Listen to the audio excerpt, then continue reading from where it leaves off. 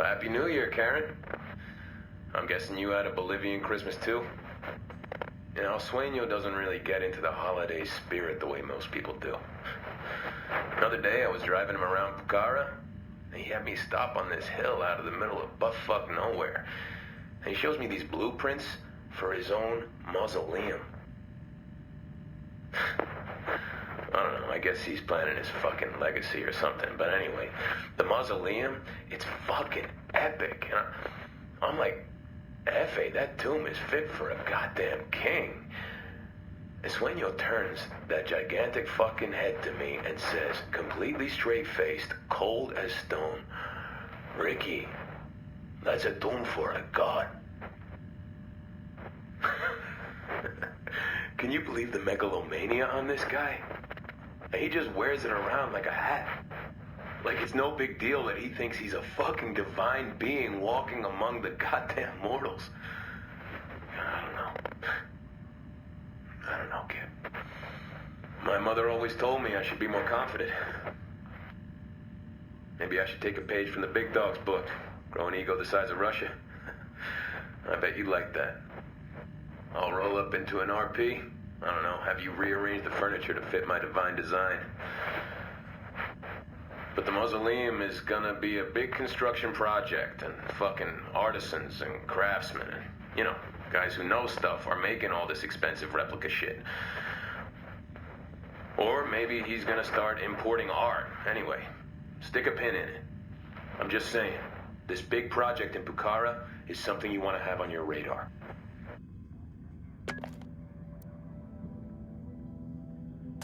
Karen, I went on a pickup to Barvechos and finally met the notorious Nidia Flores. Jesus Christ, she is as sexy a woman as ever walked God's earth.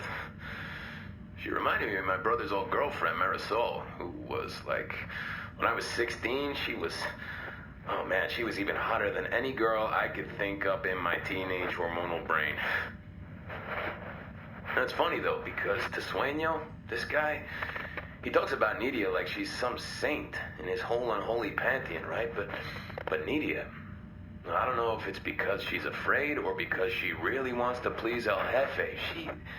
She's like so afraid of screwing up, she double checks fucking everything. I was just there to pick up some cash, like, you know, payroll for the Sicarios. Nidia, she ran those bills through the counting machines fucking 5 goddamn times.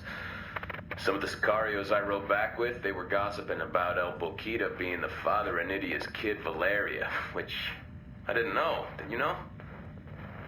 I'm not going to tell you all the crude jokes these guys were saying. These cartel gunslingers, they are not gentlemen, know what I mean?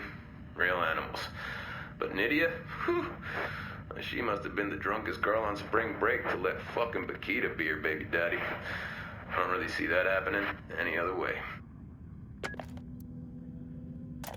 Karen, I saw your old pal, La Gringa. I guess you know her as Dr. Svensson. She has come a long way since your NGO went belly up. Now, CIA fronts used to be sexy.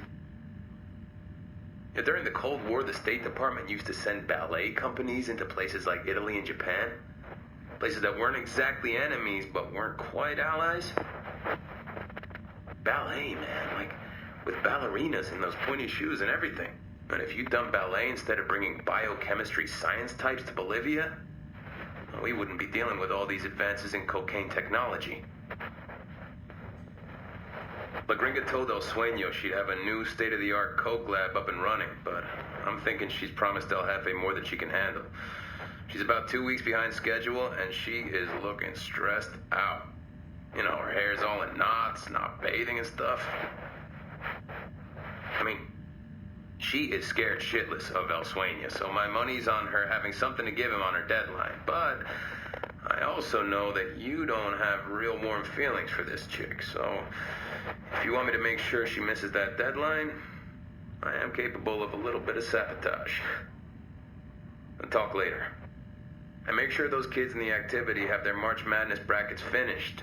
None of these cartel guys watch college basketball, so I'm gambling with you guys.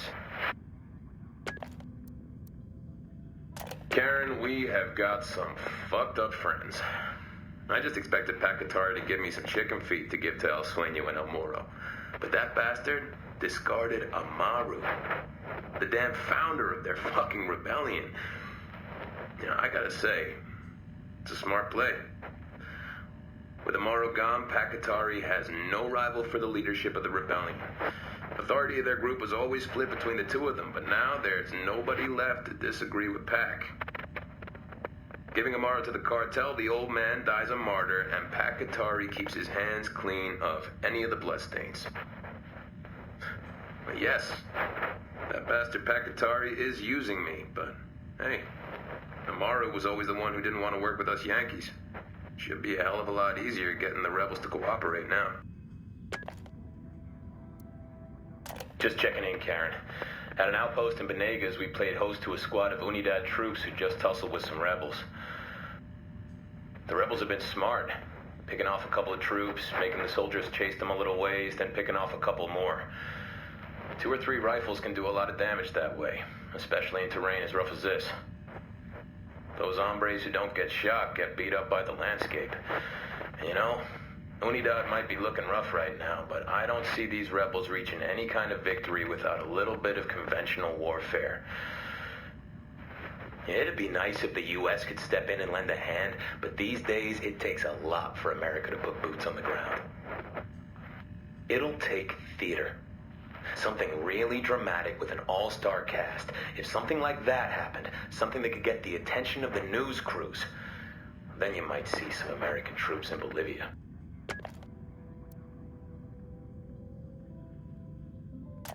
Hey, kid. Intense day at the office. You know, the funny thing about Sueño, you always know where you stand with the son of a bitch. It's like hanging out with the biggest pit bull on earth. You look at him cockeyed, and then he might tear your throat out, sure, but sure as shit won't hide his feelings. You know, this morning, I ran security when he was renegotiating production rates with that fucking wombat, El Emisario. So Emisario keeps making excuses about production volume and labor and whatever. Well, Sueño just sat and stared all dead-eyed at this asshole. I swear to God, his fucking eyes were burning holes through the guy's shirt. And then, get this, Sueño pulls the biggest fucking Bowie knife out of his jacket. It was like a sword out of a goddamn Japanese cartoon, and he lays this hunk of pointy metal on the desk real gentle-like. Well, at that point, Emisario would have agreed to anything. Fuck, well, he did agree to everything. And Sueño just picked up his knife, got up and left, not saying a single fucking word. Now, he ain't the friend you introduced to your parents, but you gotta admire the guy. I mean, he must have balls the size of coconuts. Karen, put on your happy face. I'm getting word about some Argentine politicians who are gonna come visit the resort in Agua Verde. Your whole theory about corruption in Argentina has some legs. I don't think anything about the get-together is set in stone, but I'll probably get involved in the shindig at some point. Like usual, Carzita's doing all the work for now. God. That kid hasn't learned to keep his mouth shut, so I'm sure in a couple of days I'll be able to tell you which politicians are on the guest list. In the meantime, can you look into these rumors I'm hearing that the rebels in Bolivia might start working with the rebels in Peru? That's not the kind of shit I like to hear, man. We already know that the Peruvian rebels are trying to control the cocaine in their country. I mean, they advertise that shit. They post videos online about that shit. Are we trying to get rid of Santa Blanca just so Pacatari and his guys can take over? I mean, I know it's a possibility. I'm not a total idiot. But Pacatari needs to find other allies, man. Hey, Karen. So you know I spent every afternoon of the last week in these bottom-barrel strip clubs kissing up to El Boquita. Hey, some advice?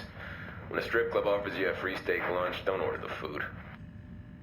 I don't know, maybe Boquita was just testing how strong my stomach is, but somewhere between the dog meat steaks and the senior citizens gyrating on stage, my bona fides checked out. That's right, kid. I got access to El Sueño. Me and Bakita met him at the busiest coca market you ever saw.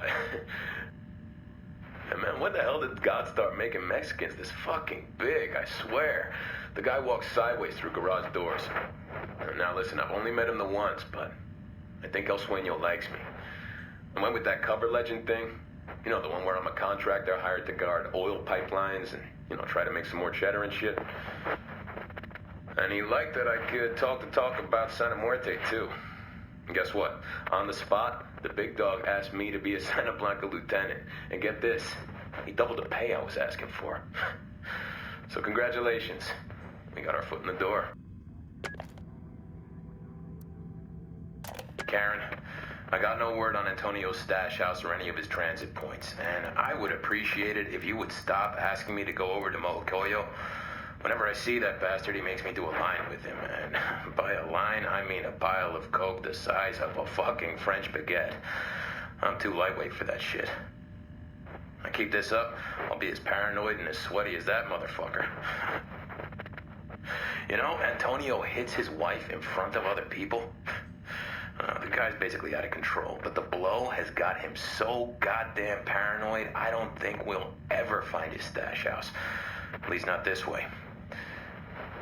If they stop cutting our fucking budget and we could get the manpower, then I would say put surveillance on this guy. Electronic, satellite, the whole nine.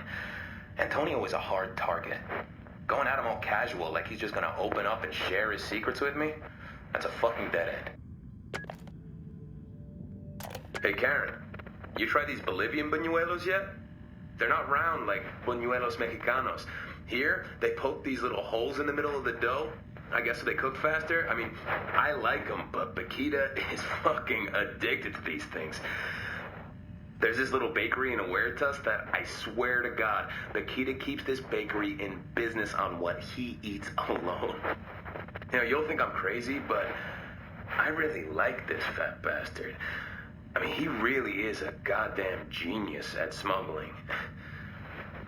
Anyway, give the border control agents a heads up. Bakita's getting a whole new fleet of stash cars from Huertas. He's like updating, upgrading. Unless they get a scanner, I don't know if there's any way the border control can find the coke without tearing apart every car that comes to the crossing. I'll see if I can ID any of the drivers for you, but chances are slim. Hey, kid. I got a lead on that air smuggling operation Boyer Boston Reed is running. Me and La Plaga met up with him at one of those cartel cat houses in Kawani. God, that boy had 3 chicas in there with him. You believe that? I mean, what do you do with 3 chicas? I can figure out what you do with 2, but what do you do with the third one? You think they take breaks? Like, one sits in the dugout while the other 2 play? Anyway, Boston was drunk as a skunk, and it was pretty easy to get him talking. Just like you figured, he's setting up temporary airstrips out in the salt flats. He kind of joked around about these guys he has working for him, guys that know the locations of all these airstrips and the times that they get set up. Boston kept talking about some dudes named the Guerrero brothers. Wouldn't really go into them, though. I'll drop you a line when I find out more.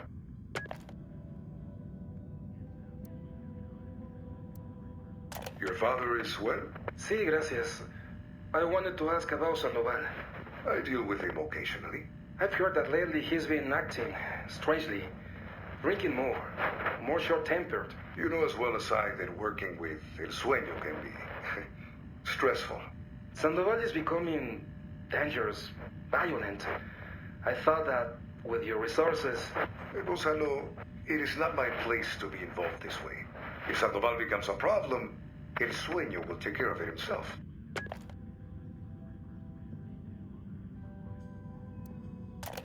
Hey, Karen. We've been moving a lot of blow out of Bolivia lately.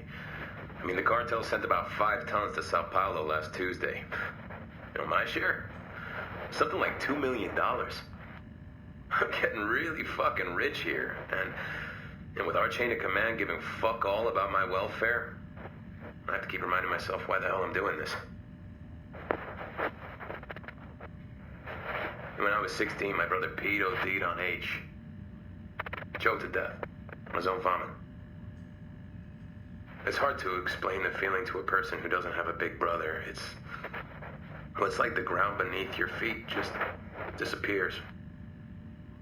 You keep falling and falling. I don't like the idea of that shit happening to someone else's kid brother, you know?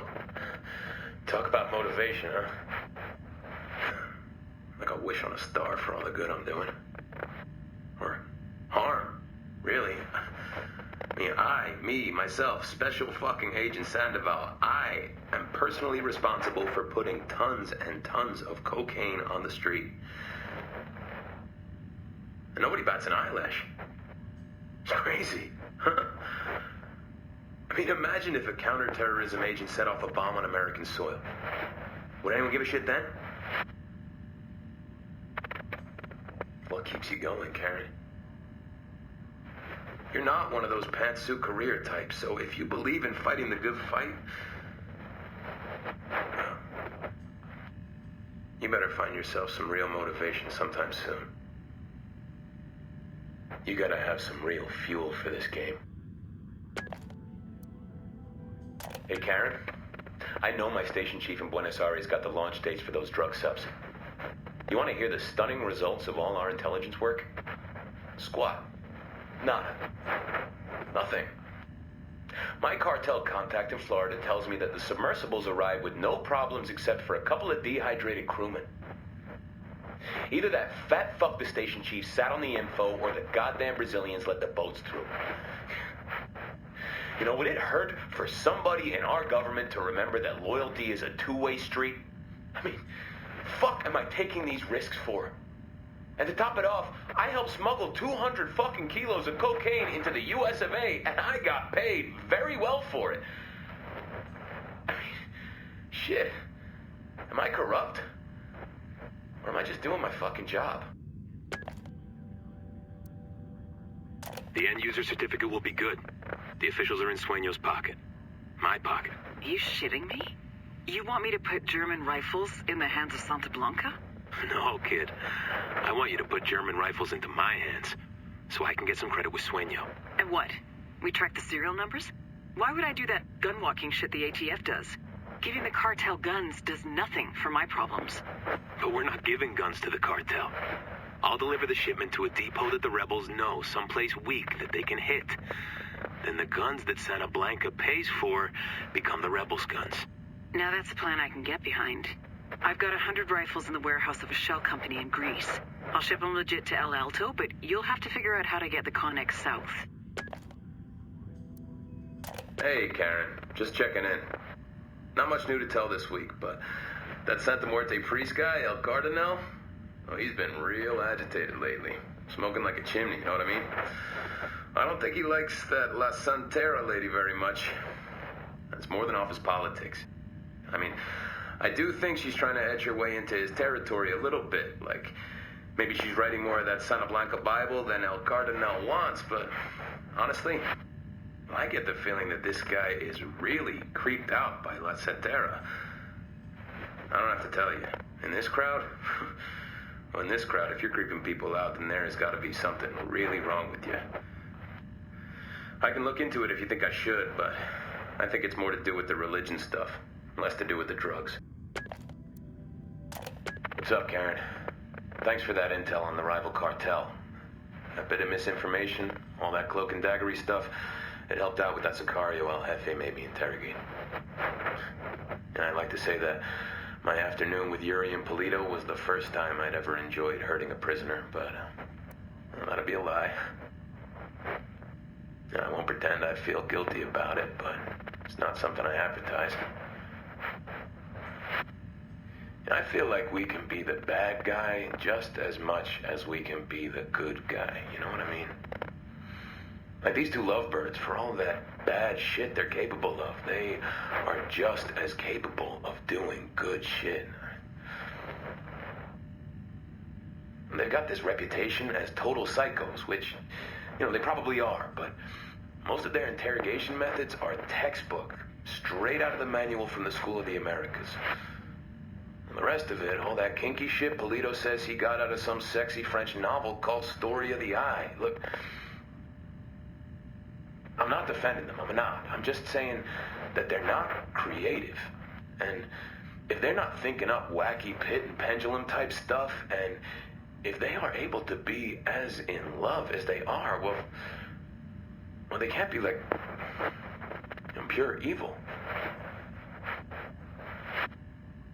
Yuri and Polito just admit out loud in polite company that they enjoy hurting other people, which just makes them weird and psycho, but not evil, right? Hey, kid. Yesterday was the first time I saw El Way since he burned his fucking face off. You can put to bed any doubts you had that he'd be going back to work. The man is a machine. His face is all wrapped up in gauze like the goddamn mummy, and he's still giving me a 5-cent tour of the mines. You know, I like this guy. If he wasn't a criminal, he'd be a fucking TV movie of the week.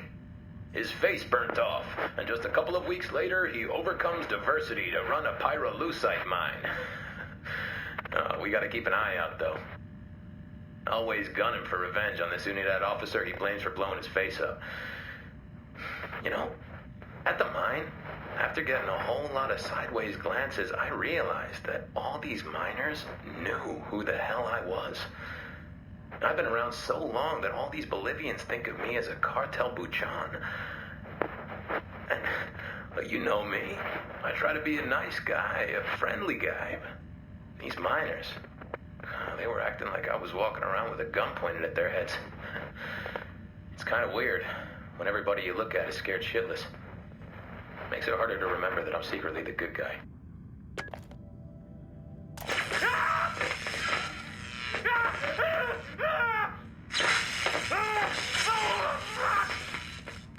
You're going to die, Ricky. Even if Yuri and Bolito stop. If they stop giving you pain right at this moment, you'd still die. Yeah, I figured as much. We already know the truth, but I want to know why. Tell me, Ricky. Then I promise I will make the pain go away. All right, Hefe. It's a little too late for my confession to do you any good, so I chalk this up to professional courtesy.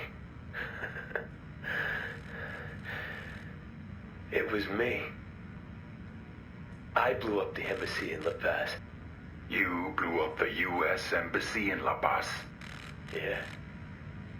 And it wasn't some DEA or CI false flag bullshit. The rebels helped with the op, but it was me. Why bomb your own embassy? I had no choice. My bosses were gonna pull me out of Bolivia. No one gave a shit about what you were doing down here. No one wanted to commit